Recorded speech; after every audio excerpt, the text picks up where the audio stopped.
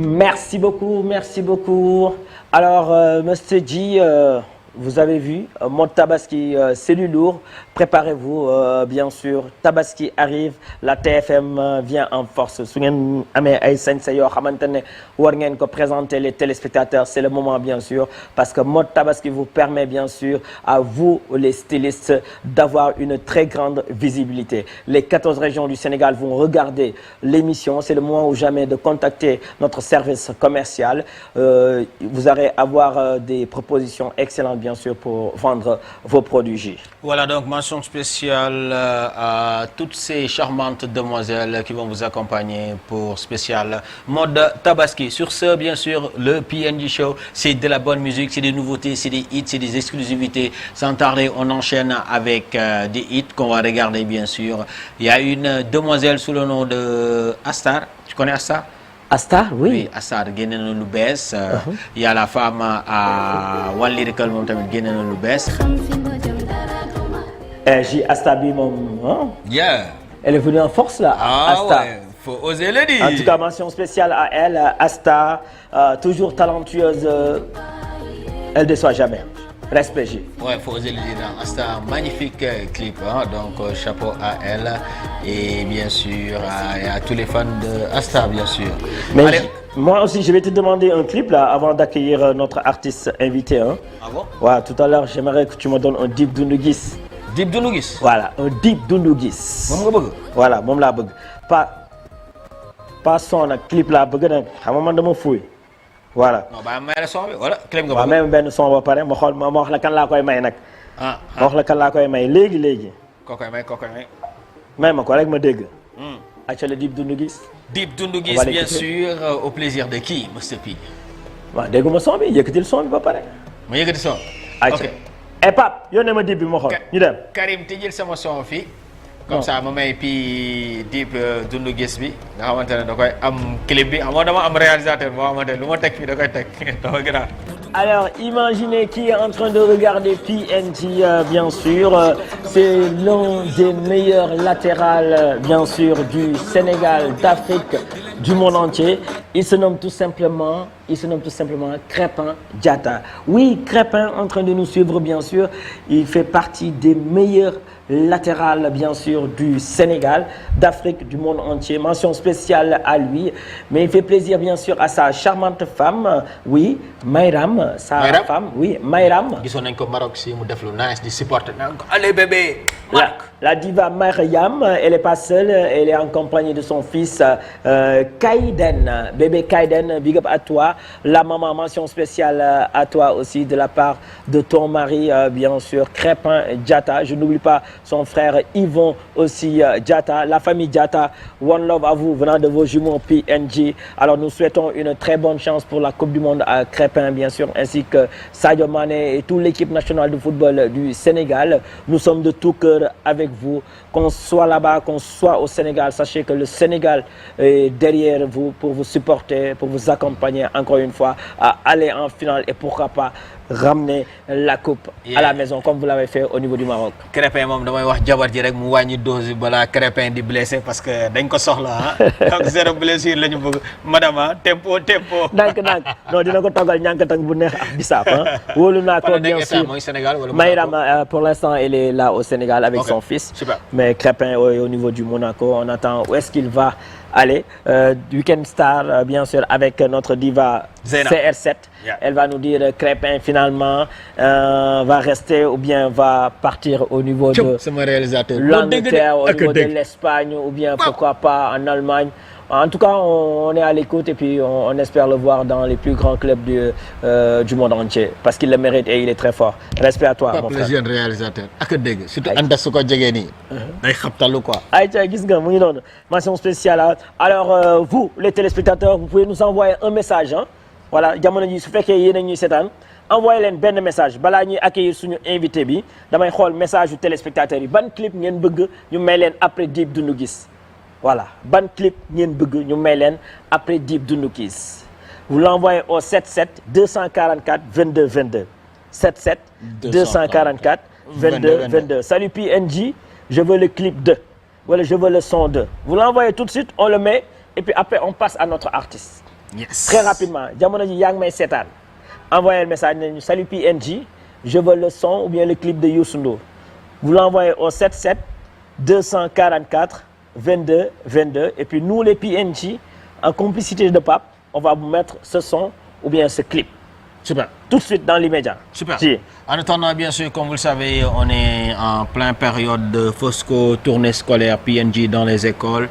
Voilà, donc elles sont en train de nous regarder les Kennediennes. Oui. Et parlant de Kennediennes, du lycée John Fitzgerald Kennedy, il y a une diva sous le nom de Monique Kennedy qu'on va accueillir ici. Monique Kennedy. Ouais, Monique Kennedy, lycée Kennedy. Monique Kennedy, ça tombe bien, ça rime bien, comme que PNJ dañu war a animer lycée John Fitzgerald Kennedy.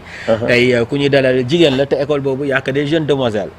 Voilà. Alors J, on va prendre le portable et puis lire quelques messages. Xoolal ñoom dañuy woote nag des messages la ñu wax mais ñoom dañuy woote. Cheikh bi message la wax pour ñi nga xamante ne.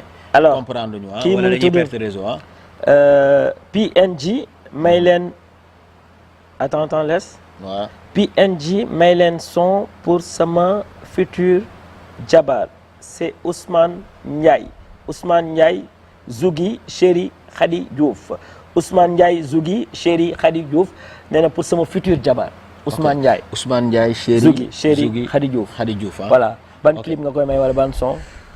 waaw ba futur marié la dañ koy may kii y a une diva Lena moo nekk jabaru One Lyrical. waaw moom monsieur ak madame la. waaw. ñu may ko rek. kon Ousmane Ndiaye Zougi Chéri Khady Diouf yow yaa moom clip bi très rapidement et puis juste après on a reçu énormément de messages on va lire quelques messages. Pape si c'est bon on y va rapidement le clip au plaisir de monsieur et de madame Ndiaye. Vas-y.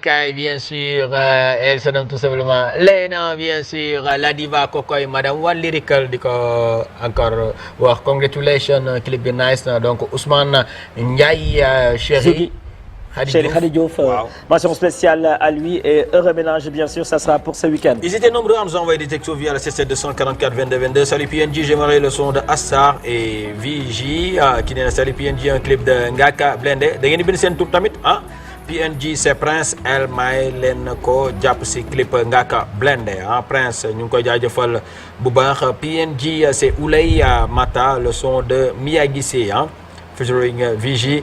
Voilà donc hello salut je veux le clip de Lady Chacha man le Queen Kaza puis benn clip Ngaka Blindé c'est Hamza Dala Hamza Dala big up à toi DJ Mans mes très chers jumeaux je veux le son de Bilou.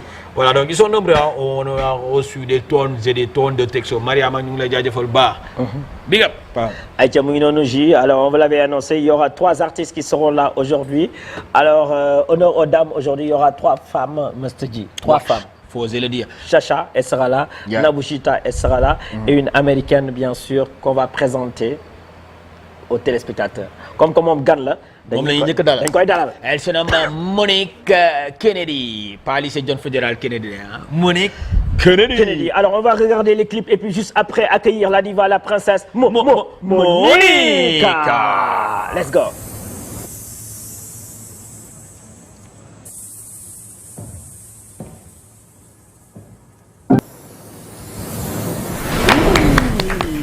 Ça c'est les divas, la princesse. Un plaisir de t'accueillir sur ce plateau de la TFM. Kennedy Monique, hein? Il est content hein, parce qu'il y a un établissement ici au Sénégal, à Dakar, qui s'appelle Kennedy. C'est un établissement uniquement de jeunes filles. Ah, trop bien. Voilà. Et donc, ça fait 10 ans, 15 ans, chaque journée culturelle, chaque fête d'école, c'est nous les PNJ qui animons leur fête d'école. Wow. Donc, quand on a su qu'on devait recevoir, bien sûr, une diva sous le nom de Kennedy Monique, nous aussi, ça nous fait plaisir. Et puis, elles sont en train de te suivre aussi en masse. Elles ont une très grande fête ce week-end. Et donc, pourquoi pas avoir Kennedy Monique comme invité d'honneur au niveau de ce lycée. Ah, j'aimerais bien, je suis là. Super, super. Alors, soulevez le micro un tout petit peu. Nous allons vous laisser vous présenter devant les téléspectateurs, saluer les 14 régions du Sénégal qui nous regardent, bien sûr, l'Afrique, le monde entier, à travers aussi les réseaux sociaux. Bon, je m'appelle Kennedy Monique, je suis une chanteuse, auteure, compositrice américaine, française, mais surtout de l'origine sénégalaise, shout out Casamance. Et je suis trop contente d'être là avec vous et merci de m'avoir invitée. Ok. Kennedy Monique, oui. dégg na olof. Tuuti, j'apprends. Tuuti. Jola nga wala Jola. Non, Manjak. Ah, Manjak. Oui. Ok. Mais c'est pas parce que c'est ban tour lañ la jox parce que Kennedy Monique apparemment c'est un nom d'artiste si je ne me trompe pas. Oui. Mais bëggoon nañ xam tey c'est pas parce que nan lañ la tuddee.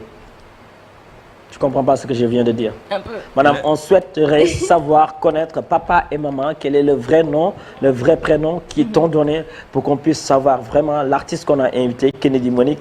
Ah, voilà son prénom. Voilà son Kennedy Monique, c'est mon vrai prénom. Sérieux? Oui, sérieuse.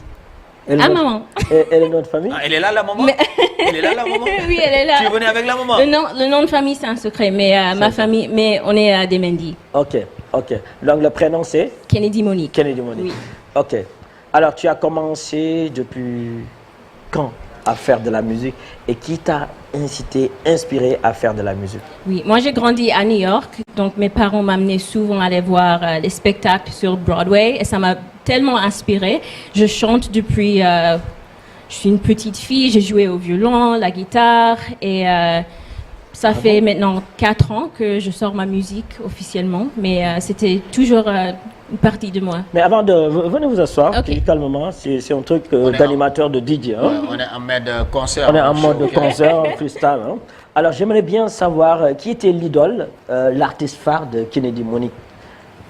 Par exemple, oui. ban femme ou ban góor, quel homme ou femme qui t'a inspiré à devenir ce que tu es aujourd'hui? Oui, tu étais fan de qui? J'en ai plusieurs. Angélique Kidjo, Youssou N'Dour, en tant que femme, Tracy Chapman, c'est... Youssou N'Dour? Youssou N'Dour aussi. Ah bon? Oui, j'ai Et tu écouté connais Youssou quelques N'Dour. chansons de Youssou N'Dour? Oh Boy, 7, Allez, 7 vas-y. seconds. Allez, 30 secondes. On va envoyer ça à Youssou N'Dour. Allez, vas-y. 30 secondes. Yes. On va envoyer ça à Youssou N'Dour. Puis le dire. Oui. 7 seconds away, just as long as I stay, I'll be waiting. Not a second, 7 seconds away, just as long as I stay, I'll be waiting. I'll be waiting. Voilà. Oh là là. Super.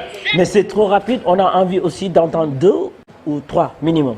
On a envie d'entendre ta voix avant de communion. On veut te fatiguer un tout petit peu, ça dépend de toi. Pas de souci, pas tout de ce que souci. tu veux, l'essentiel que Boubacar qui est en train de prendre des snaps puisse vraiment D'accord. savourer ta belle voix. D'accord, pour changer, je vais Voilà. chanter une chanson de Tracy Chapman, comme j'aime bien Tracy Chapman.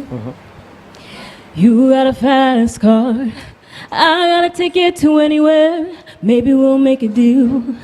Maybe together we can get somewhere, any place is better. Starting from zero, got nothing to lose. Maybe we'll make something. Me and myself, I got nothing to prove. Oh là. Waouh, elle a une super Alors, voix. il nous reste deux. Merci. Il nous reste deux. Deux, ok. Faut pas la Laisse-moi. fatiguer, toi. Je suis Faut pas en train la de fatiguer. savourer, je vais faire Non, mais savourer. attends. Je peux passer à mes chansons? Oui. Ok, d'accord, on va faire... Touching on me all night, underneath the moonlight. Dance until the sunrise, wait till I give you the green light. Touching on me all night, underneath the moonlight. Dance until the sunrise, wait till I give you the green light. Après, je vais faire une autre, ça c'est sur mon prochain projet. léegi boobu noonu nag di ñëw dama bëgg ñu may ko Chacha ak Nabouchita. On doit accueillir deux autres femmes tout à l'heure, mais il faut qu'elles puissent savoir que vraiment notre américaine là dafa soxor. Dafa soxor, voilà. Bu leen may dara ñoom xoolal bu leen may dara. Allez, vas-y. Ok.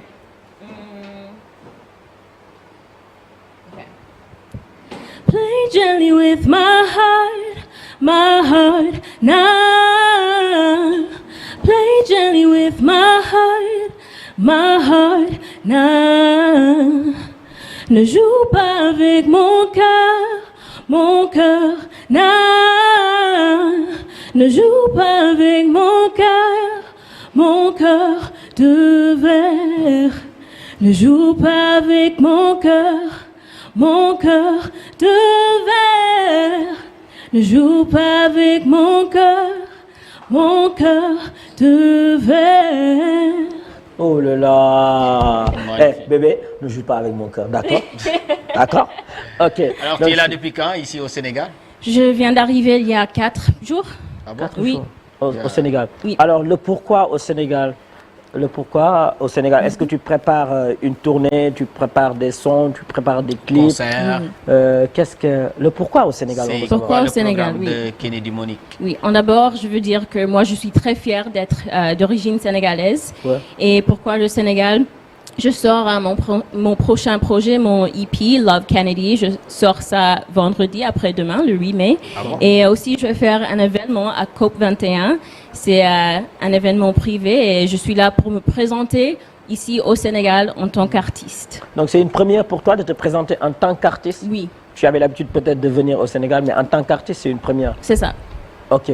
Et ça fait combien de temps que tu as sorti un album? Tu as eu à sortir un album? Non. Un EP? Qu'est-ce que tu as eu à sortir? Ou bien c'est seulement des singles que tu as eu à sortir? J'ai déjà sorti plusieurs singles, mais là, c'est la première fois Ton que je premier sortis projet. mon projet, oui. De combien de titres? 5. 5 titres. Oui. Ok. Alors derrière, tu as un label. Derrière, tu as une maison de prod qui accompagne Kennedy Monique. Pas de label, mais moi je travaille beaucoup avec ma mère. C'est elle qui me manège, donc on travaille ensemble. Je travaille aussi avec DJ Kals, avec Mam Sira Konaté. Donc j'ai une équipe ici au Sénégal qui travaille avec moi, Ok. qui me soutient beaucoup. Mais ces clips-là, ces sons-là et tout, ça demande des coûts financiers. Donc aujourd'hui aussi, on peut dire que c'est ta maman, c'est elle qui finance tes projets. Madame sa yaay moo lay jox xaalis nga def say ay clip, sa yaay moo lay jox xaalis nga def say ay son, sa yaay moo lay jox nga jënd greffage, nga sañse. C'est ce que tu veux nous dire? Oui, c'est moi et mes parents. En Ok. fait, on travaille ensemble pour faire mes clips, pour tourner mes clips et tout ça. Ok. Kon sa yaay dafa yor maanaam dafa yor. Sa yaay dafa yor. moom déggul olof noonu. Ok. Kon grave loolu mën nañ ko bañ a. Yaay sa mère. Voilà, yaay ça veut dire maman. Oui, oui. Sa yaay dafa yor. Oui, Sa yaay dafa yor. sa yaay dafa yor. Waaw. Madame sa yaay dafa yor. Oui. Madame, si aujourd'hui je dis sa yaay dafa yor, madame, maman, elle a beaucoup d'argent, c'est pour cela elle te finance. C'est maman et papa, mais c'est moi aussi. Moi, je travaille très dur. Ah, yo, t'as bien je suis liggéey. chef d'entreprise aux États-Unis. Wow. Donc, Bien, ça. oui. Bravo, c'est super. Et si aujourd'hui, les maisons de prod qui sont en train de nous regarder, s'ils tombent amoureux de toi, s'ils t'invitent à venir rejoindre leur maison de prod, est-ce que tu seras prête à aller côtoyer ces maisons de prod sénégalaises ou bien françaises ou peu importe? Oui, bien sûr, je suis ouverte. Parce que de faire ça toute seule avec mes parents, des fois c'est très difficile. Mais je suis ouverte de travailler avec des prods, des labels. Ok, donc tu fermes pas la porte Non, jamais. à ces gens. Et pour le programme de ce week-end, ça va se passer comment? COP21, c'est le samedi? Vendredi. Vendredi. Vendredi le 8 mai, Oui. c'est à COP21. C'est un événement privé, mais on a des invités surprises. On a PNJ Oui, c'est et clair. Maemota et d'autres invités. Et je vais faire un mini concert. Je vais faire 8 chansons. Oui, Et chansons. on a un autre artiste, il En s'appelle playback ou Ron. bien en live? Euh, Moi, je chante live, Ok. mais avec mes backing tracks. Ok. Et c'est à Et- partir de quelle heure? À partir de 18h. 18h, Oui, au à niveau du COP 21. COP 21, la Ce terrasse vendredi, du COP 21. Oui. 18h, au Oui. niveau du COP Heure 21. sénégalaise ou bien Voilà. heure USA? Ah, Heure USA, j'espère. Il ne faut pas arriver Ici au sénégalaisement. Sénégal, il y a des Oui, heures voilà, sénégalaises. très sénégalaisement. Non, Ah, non, quand tu dis 18h, les gens vont vous dire 20h. voilà, à partir de 18h et je travaille sur ça avec Fafa, un mouvement pour les femmes, et avec DJ Kals aussi et Mamsira Konaté, et c'est produit par Longu Entertainment, notre boîte Ok. de Et sur ces 5 sons, tu as clippé combien de sons là-dessus? Tu nous as amené un clip là aujourd'hui. oui, là pour le projet j'ai 2 clips, mais je vais tourner Un autre clip. oui, Ok. 3 autres. Là, le clip qu'on vient de regarder, c'est intitulé. C'est Out My Head, Ok, qui signifie sort de ma tête. Sors de ma tête. Oui, ça signifie l'obsession un peu. En fait, mon projet, c'est un aperçu dans mon journal intime où je parle de l'amour, parce que moi, je trouve que l'amour, il y en a plusieurs, on peut dire, étapes, plusieurs like, phases. Ok. Et Out My Head, c'est au tout début, et quand c'est l'obsession. Et tu dis à ta personne, sors de ma tête, alors que c'est. Quand c'est tu trop. parles d'amour, tu l'as vécu ou bien? Oui, Ok. oui. D'accord, donc il est en train de nous regarder. C'est ça. Peut-être pas. C'est très tôt aux États-Unis, à Los Angeles. Ok. Il y a 8 heures de décalage. Décalage. Ok, alors aujourd'hui, tu nous présentes un clip. Prochain clip, tu comptes tourner ça ici ou bien? Bien sûr. Ok. Le clip là, tu as tourné où? Ça, j'ai tourné à Los Angeles. Los Angeles. Tout ça, c'est aux États-Unis. Tout ça, c'est aux États-Unis. Est-ce qu'on peut s'attendre à des featuring avec des artistes sénégalais et si tu connais quelques artistes comme Oui. qui par exemple? J'aimerais bien faire des featuring avec Amadeus, Ndartelo, Bastion, qui d'autre J'avais Deep, tu déjà connais? dit Amadeus. Oui, je connais Deep. Ok. Deep Dundugis, qui d'autre Samba Peuzzi. Vigie, Ah, Miyagi j'adore Sey. Vigie. Miyagi Sey, oui. Je suis, pour Viviane. ça aussi, je suis ouverte. Viviane, la reine. ok. Ok, super. En parlant de featuring aussi, il y a 2 femmes qui doivent arriver.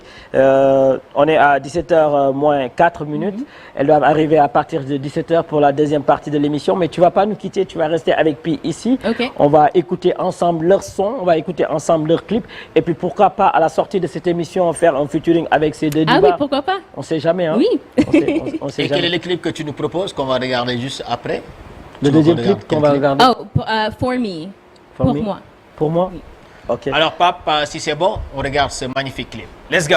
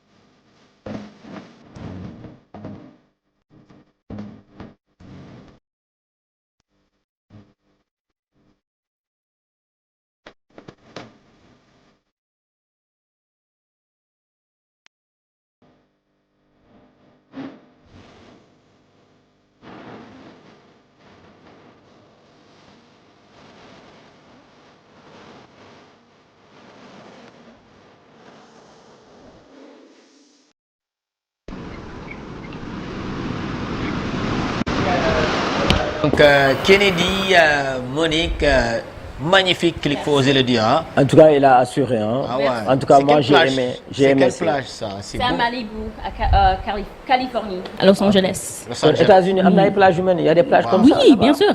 Mais là, en Californie, c'est nerf. On dirait Moi, Shakira qui danse là. On a une grande danseuse là.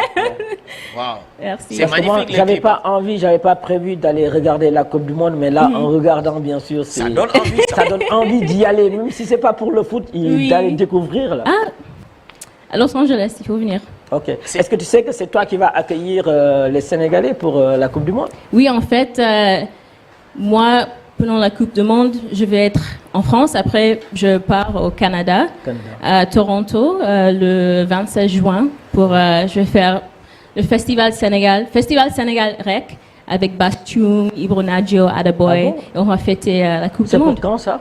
Le 27 juin. Le 27 Oui. juin? Et le 26, on va être au Montréal. Ok, ok, c'est super. Oui. Donc c'est des dates qui promettent avec les artistes Voilà. sénégalais là-bas. Voilà. Ça sera du lourd. C'est qui écrit tes paroles souvent? Moi. Que moi. Que toi? Oui. Waouh, C'est que moi. Yaay bindal sa bopp. c'est bien. Ok, c'est super. Alors, dans l'immédiat, voilà les projets donc de Kennedy Monique en concert pour la Coupe du Monde et tout. Alors, en dehors de cela, il y a aussi la promo de ton projet qui est là, n'est-ce pas? Oui, là je fais le promo de mon projet Love Kennedy qui va sortir vendredi le 8 mai et je fais le promo pour ça sur les émissions, la radio, mes réseaux sociaux et je travaille dur sur ça. Ok. Et parlant de tes réseaux sociaux, avant d'accueillir nos autres invités, où est-ce qu'on D'accord. peut te suivre? Vous pouvez me trouver sur TikTok, Instagram, YouTube, The Kennedy Monique. Ça, Kennedy. Oui, The Monique. Kennedy Monique. Ok, super. Monique, mets-toi là, s'il te plaît. Alors, aujourd'hui, on va te faire être une animatrice. Je vais te donner le nom de 2 femmes. D'accord. Ok, en tant qu'animatrice, tu vas accueillir ces 2 femmes sur ce Voilà. plateau de la TFM. Tu es d'accord? Oui. C'est sûr, tu vas assurer Elle va comme découvrir, bien présentatrice, sûr. comme, Bah oui. Lady comme animatrice. Oui, normalement je fais ça en anglais, mais on peut... Voilà, je préfère d'abord en anglais et puis D'accord. après en français. Mesdames et messieurs, on va accueillir Lady Chacha. voilà, Lady Chacha et Nabushita. D'accord. Lady Chacha et Nabushita. D'accord. D'accord? D'accord. Ladies and gentlemen, get ready. Put your hands together for Lady Shasha et Nabu Shita. Congratulations! Woo! Allez, Ok. on enchaîne avec D'accord. Lady Chacha, si le clip est bon, et puis on va l'accueillir bien sûr sur scène. Les deux. Let's Ok. go. Lady Chacha. Mettez-vous là.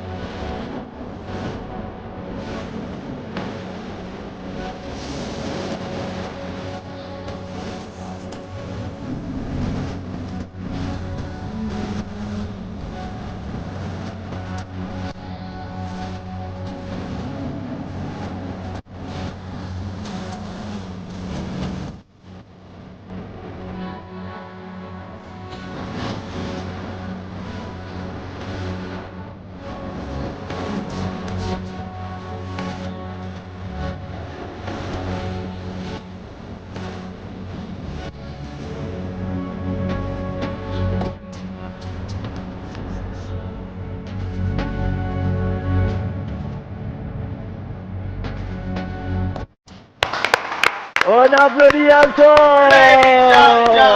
Waaw gars tàccuwaat leen waay doyul waay tàccuwaat leen encore une fois voilà taxawel nii gars yi gis sañse bi voilà parce que Queen Chacha non seulement elle a assuré côté son côté clip mais elle s'est très bien habillée Pape ak Karim su fekkee soxor ngeen si kaw ba si suuf jëlee leen ma sañse bi jël leen sax dàll yi c'est possible waaw ayca ñu nga décortiquer ñu sañse bi balaa ngay nuyoo décortiquer ñu sañse bi voilà balaa nuyoo di am décortiquer ñu sañse bi ba pare sañse bi daal le micro sañse bi daal Momo moo ci jaar Momo waaw ok Momo moo jaar ci sañse bi ne ma léegi c'est ça sa mag muy fii ñëwal ma habillé la comme suñu culture lu mu woote c'est clair gis nga nu mu tudd sañse bi sañse bi mooy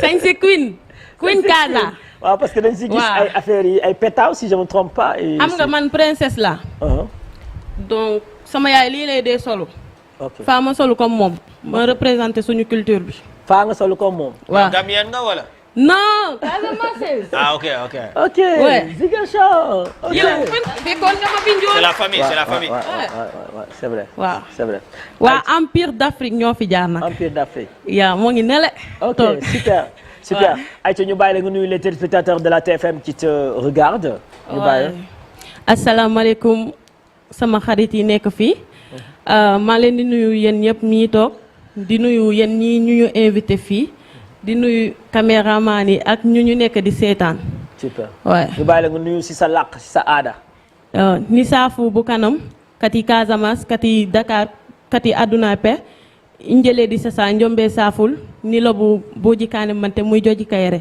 yow super alors j'ai passé le micro à à notre invité aussi Kennedy Monique nous te présentons Chacha Lady alors comment tu l'as trouvé Très bien. côté son côté clip et physiquement aussi Très bien, là, il y a l'ambiance et j'aime bien la touche de ma piano aussi. c'est cool super Merci. super Très alors stylé. oui allez-y maintenant prenez place on va accueillir notre deuxième artiste bien sûr qui Nabou Chita là alors allez-y animatrice voilà c'est toi qui vas annoncer le clip de notre deuxième artiste Nabou Chita elle s'appelle Nabou Chita. Get ready parce que next on a Nabou Chita. Applaudissements.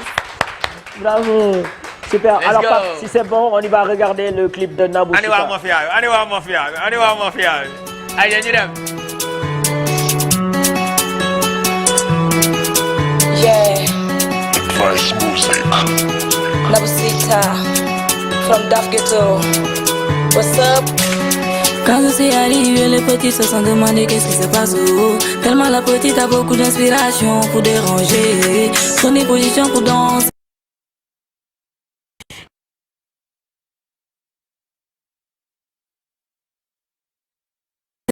Prenez position pour bouger. Y'a Katobina pour danser.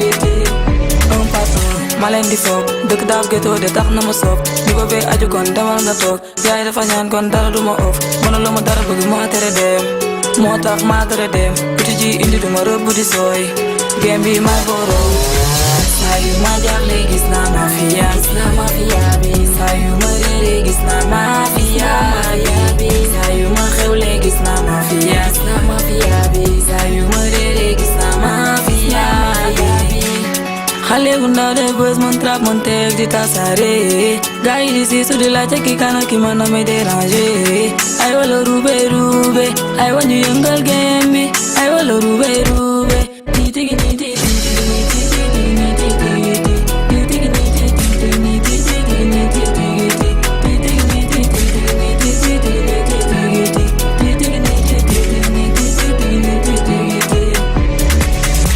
yow lan laa la def ba nga bëgg di ma tardel lan laa la def ba nga dëkk di ma féexel nit ku ñu la yéeme da ngay gën a moytu nit ku ñu la yéeme noonu li mooy àdduna suma fàttaliku suma yaram daw ma jooy suma xalaatee xol bi fees ma jooy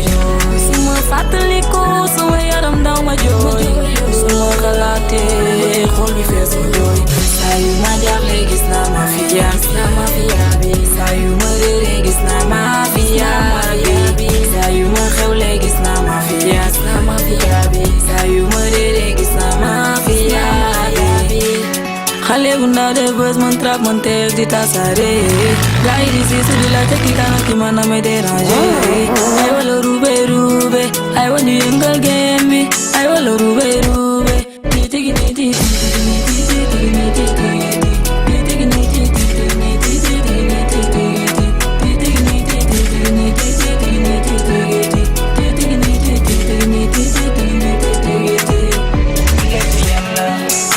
yéen ma doole yëkkati ma mafia bi yéen ma jàppale dimbali ma mafia bi bu ma jaaxle yéen laay gis mafia bi ah yeah mafia bi mafia bi mafia bi mafia bi super mafia bi tàccuwaat leen waaye moo xam mafia bi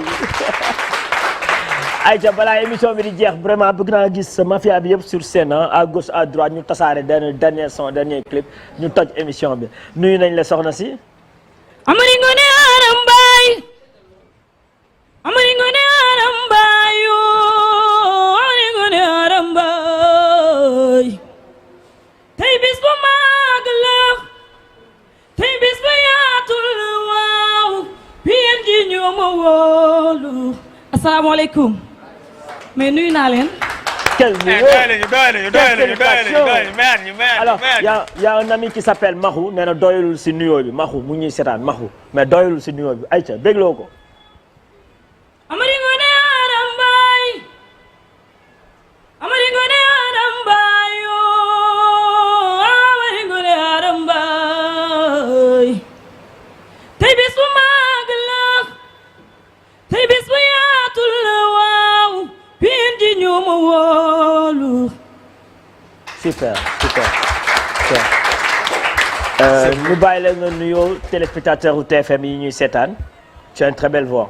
waaw bonsoir sœur public maa ngi tudd Nabouchita jóge ba Dalifort avant tout dama leen di nuyu di leen sant di leen gërëm ndax déplacement yombul yan waa Dalifort aw ma seen fay mooy nuyu aussi sama yaay nga xam ne dafa bàyyi lépp topp si ma ba fii di nuyu sama copine yi su ma limee rek damay dund. Toi aussi tu es venu avec ta maman comme Monique. C'est beau ça. C'est émission puis c'est spécial hein. Voilà. On a des mamans ici hein. Tout à l'heure on va c'est ma jumelle. les deux mamans venez parce que lii mënu ma ko muñ là mënu ma ko muñ maman venez s'il vous plaît voilà ne serait-ce que un petit coucou là voilà. Maman Kennedy ñëwal waay Maman Kennedy venez elle n'a pas l'habitude de se montrer mais pour une première les PNJ te demandent ça Maman Kennedy venez. Allez Maman Kennedy venez. Maman Salimata tournez-vous comme ça. Voilà, maman Salimata qui fait coucou à sa fille. On applaudit ça encore une fois. Oui, l'autre maman, un petit coucou. Elle est dans l'ombre. Papa, sàccal ma ko rek papa sàccal ma ko nee na tànk yi day kii. Voilà, sàccal ma ko mu ngi noonu en casquette noire hein. Voilà, donc maman, merci d'avoir accompagné votre fille. Tey si plateau TFM ban yëg-yëg nga am tey première émission télé sa doom TFM ñu dajeeg moom benn concert il y a une semaine. mu def prestation ma ne public bi yëpp ma ne leen kii semaine prochaine mercredi prochain dama koy invité télé pour une première xaaruma artiste bu ngan xaaruma dara ma ne ko non en tant que jeune artiste tey dama lay teg si plateau TFM bi ñoom Matar gars yëpp gis la tu vois donc naka nga ko dundee tey. waaw maa ngi nuyu ñëpp maa ngi nuyu PNJ. yéen ñi nga xam ne yéen a woo sama doom ji mu ñëw teewe fii. super waaw ci domaine bu muy yëngu. xam nga ñun ay yaay lañu. foog ngeen dooleel seen doom voilà boo nekkee ak sa njaboot. da ngay seetlu lu mu bëgg. waaw nga di ko ci accompagner. c'est vrai te mu rafet daal. waaw vraiment comme moom bëgg na lu muy def. defuma leen lu dul topp si ginnaawam. gunge ko waaw di ko gunge aussi di ko xelal. muy bàyyi xel ñi nga xam ne ñoo ko jiitu ci milieu bi. aar bi voilà ci aar bi voilà mu leen di gën a bàyyi xel di leen demander conseil aussi. voilà ñun aussi ñu ngi fi di dolli ñaan rek. waaw yal na yàlla gën a. wéral baat bi waaw fu mu bëgg a àgg aussi. si artistes yu jigéen yu naanaan yi nekk Sénégal kan nga bëgg a tey mu tollool moom. waaw tey bëgg nga mu egg par exemple comme ban artiste. comme ban artiste bëgg naa Viviane. et tàccu leen loolu waaye. voilà c'est super c'est super c'est super. en tout cas merci d'avoir accompagné votre fille. ñu bàyyi la nga toogaat sa place rek et puis après ñu ñu pour les 15 minutes qui restent. merci de l'applaudir bien sûr pour accompagner notre maman très gentille prenez place soxna si. mais Nabouchita maman moo la gën a sañse de gis nga rouge mu may ah sama couleur la def waaw. Voilà, donc machallah, il nous reste que 10 minutes pour partager l'émission avec ces deux artistes, bien sûr, qui nous viennent de Grand Yoff, si je ne me trompe pas. Dalifort. Ok, mais le concert, c'était à Grand Yoff, là où on s'est rencontrés. Alors, un petit mot pour... Nabushita. Oui, j'ai bien aimé son style. Ça me fait penser à New York. J'ai grandi à New York. C'est le côté trap, hip-hop, et j'ai bien aimé. Oui. Et vous êtes trop belle. Okay. Rafet. nee na da ngeen a rafet nee na ay jigéen yu rafet ngeen abal ma micro ma jox ko beneen jigéen dégg ok aca soxna si lii mooy micro ok donc ñu bàyyi leen tey ngeen wax ñu naka ngeen débuté seen ay carrière ba tey ji PNJ invité leen wax naa ko sànq benn concert bu ngand lañ amoon ngeen ñëw def prestation man PNJ te concert bi y avait Dip Doundou Guiss nga xamante ne moo ko waroon def voilà tëj ko ñoom ñu joué première partie bi ñu def fa prestation bu nice public bi yëpp apprécié moo waral tey ñu invité leen en live and direct pour permettre sénégalais yi découvrir leen ok borom tent bi Chacha yow yaa si Chacha ah Lady Chacha ok Lady Chacha kañ nga démarré sa carrière Bon maa ngi démarré le 3 mai 2022 22 bi ok 3 mai 2022 kan moo la dugal si aar bi bon dama doon seetaan seen Petit Gallé affaire bi inspiré wu ma gis tamit Viviane mu ngi def lu garaaw ma ne pourquoi pas ma jéem a imiter Viviane ou bien ma xool seen Petit Gallé lu ñuy def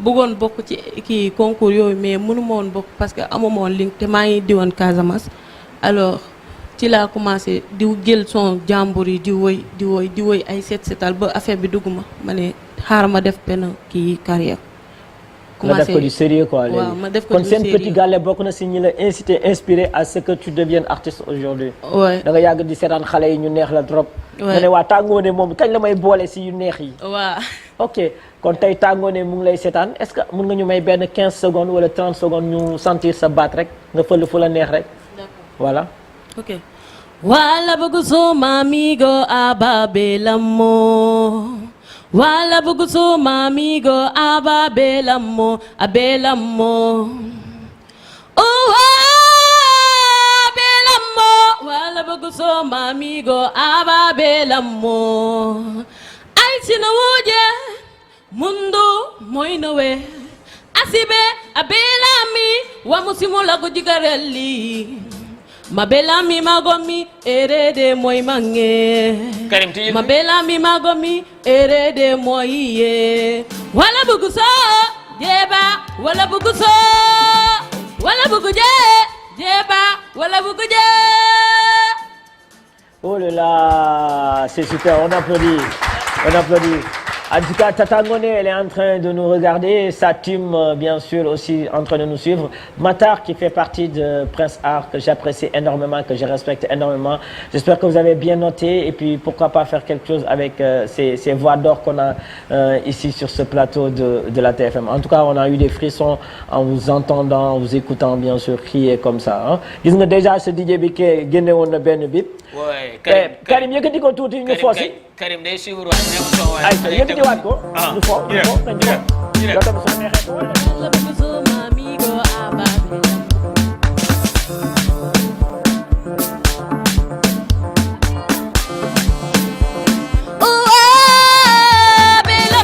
wala bëgg suma amigo ababelamo abelamo abelamo wala bëgg suma amigo ababelamo ay sina wuje mundo moy nowe asibe abelami la musimo la kujigarelli mabelami magomi erede moy bange mabelami magomi erede moy wala bugusa yeba wala bugusa wala buguje yeba wala buguje nani udolle bana sanki nani jugerol bana jike baba mati wama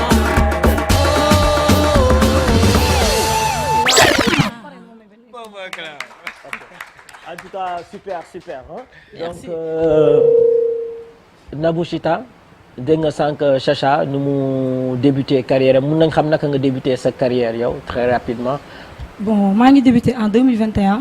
2021 bokkoon benn compétition bu tudd Vacances Kër Maam mooy profité aussi di nuyaale sama papa tonton Aliou Ndiaye moom moo nekkoon producteur bi. ok voilà.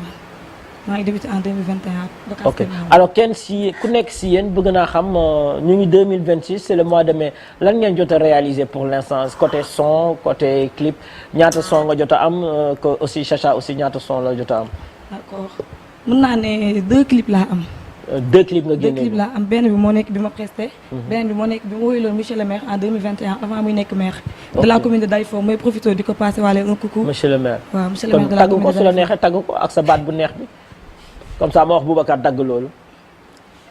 Baye Diop mi ngi ñëw Baye Diop ndaanaan mi ngi ñëw dama bëgg dégg Baye Diop gars yi ah Baye Diop mi ngi ñëw Baye Diop ndaanaan mi ngi ñëw Baye Diop mi ngi ñëw ndaanaan yegsi na Baye Diop mi ngi ñëw ndaanaan yegsi na Dalifort waa jug leen juba Diop yegsi na xam-xam capacité ngëm-ngëm bi mu àndal gis nañ ko moom jaayul jomba ñaaw te seetaanul lu ñaaw. Merci beaucoup. Bravo, magnifique la diva parlant de monsieur le maire. J'en profite pour faire mention spéciale à tous les jeunes de Kolda qui nous regardent actuellement. Ñuy waajal le grand meeting de Saré Moussa le 31 mai, bien sûr. Saré Moussa debout pour élire Abdourahmane Baldé Doura. Ñu ngi seetaan les jeunes de Kolda. Mention spéciale à vous ñoom Kadia et toute la MIFA bien sûr connectée depuis Kolda. Kolda. Super alors Chacha moom génne na ñaari clip ci carrière am pour l'instant yow mën nga ñu may tuuti ci sa carrière qu'est-ce que tu as eu à réaliser yow tamit. bon en ce moment benn clip laa defar ngum mais job naa ci diggante bi 25 sons. ah. waay dégg ma. 25 sons. 25 sons. waay puis kon kii tey dañ koy yóbbu étage salé ah. 25 dafa bëri. c'est clair ah ok. génne naa 25 sons. te am na album bu ma nekk di waaj. bu tudd Renaissance. bu tudd. Renaissance. Renaissance. oui. ok yéen ñaar ñëpp da ngeen am maison de prod wala amagoo leen maison de prod. non pas encore. tey Tata Ngoné su leen wooyee téléphone ne la gis naa leen ci émission PNJ dama leen bëggoon indi Prince Art est-ce que di ngeen d'accord.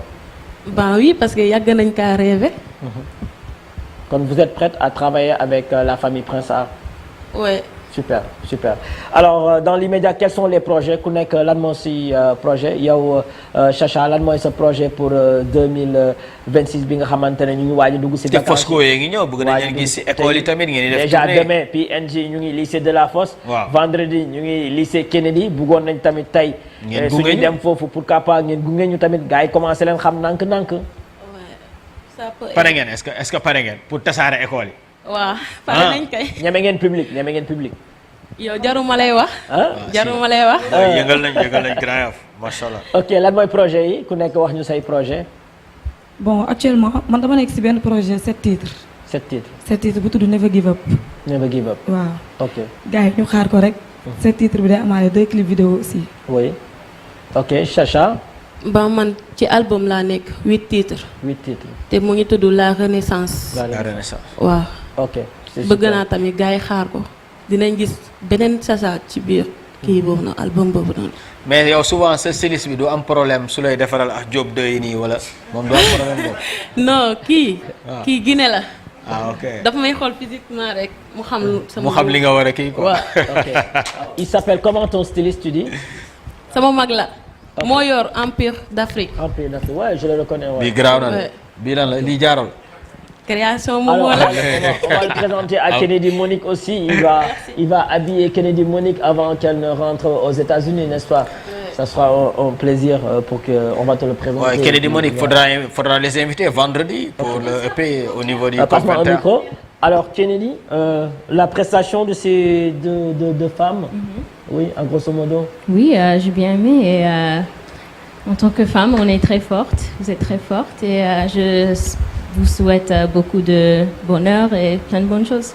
Super. On est à quelques minutes de la fin de l'émission. Quel sera ton mot de fin à toi? Merci de m'avoir accueilli et encore je veux dire que je suis très fière d'être sénégalaise et j'ai hâte de voir L'avenir. Ok.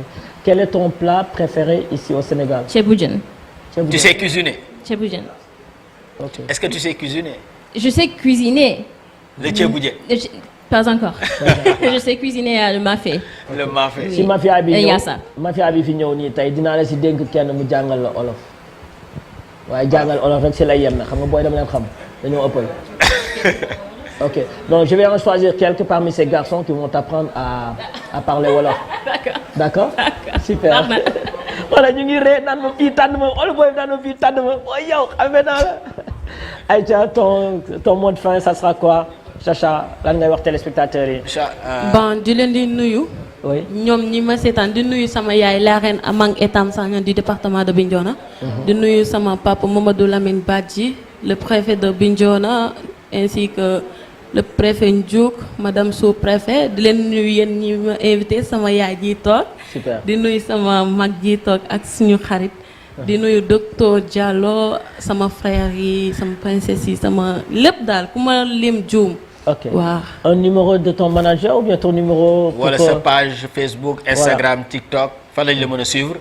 bon TikTok Instagram.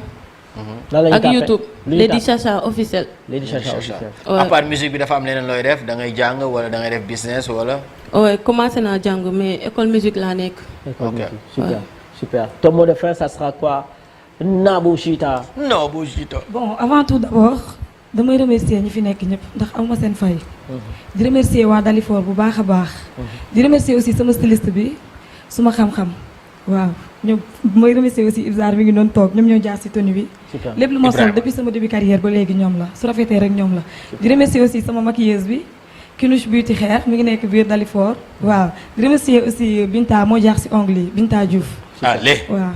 Alors j'ai calmement un son boo xamante ne on va appeler la team ñoom ñëpp ñu ñëw on va clôturer en beauté. Mesdames et messieurs, c'est la fin de l'émission.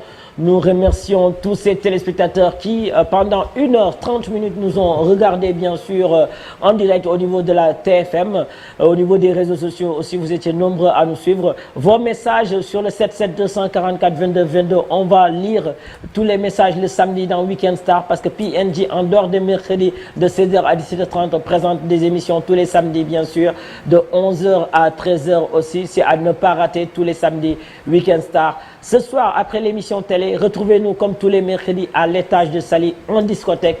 Vos DJ bien sûr seront là-bas à Saly tous les mercredis de 23h à 5h du matin. Spécial Bob Marley, tout le monde en mode Bob Marley aujourd'hui parce que c'est le mois de mai qui oblige. Les week-ends aussi, on est au niveau de Saint-Parc les samedis de 14h jusqu'à 22h, samedi et dimanche. Donc merci d'être en compagnie de vos enfants. Merci à Abdourahmane aussi qui nous a accompagnés pour Nabou Chita, Abdourahmane de la maison.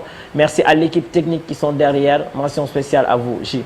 Voilà donc vendredi on va se donner rendez-vous COP 21 bien sûr avec la diva Kennedy Monique. Oui. Voilà donc on va découvrir ce qu'elle nous réserve ce vendredi. Venez très tôt parce que J va assurer la première partie. Ah ouais, on va amener les platines, on va mettre de la bonne zik avant que Kennedy Monique arrive donc ça sera le show hein. C'est garanti. RFM aussi. Voilà donc sur ce bien sûr on se donne rendez-vous ce soir à Saly à l'étage en discothèque. Mais j'ai la ñuy may benn son team bi mafia bi indi leen ma quelques gars yi ñëw fii en beauté J tegal benn son J ban son nga ñuy may. waaw ayca Fatou yéegalal ma. Ok. Allez venez devant. mafia bi ñëw leen waay bu leen mus le grand styliste allez venez voilà ñëw leen yokkal ñu son bi.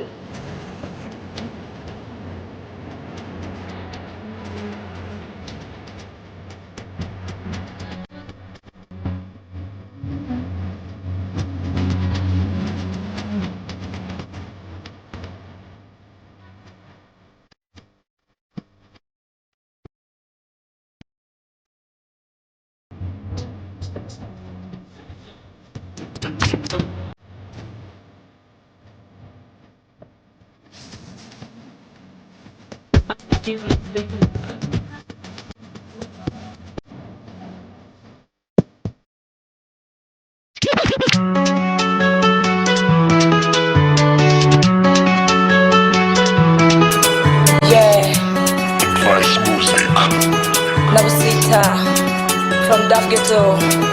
What's up?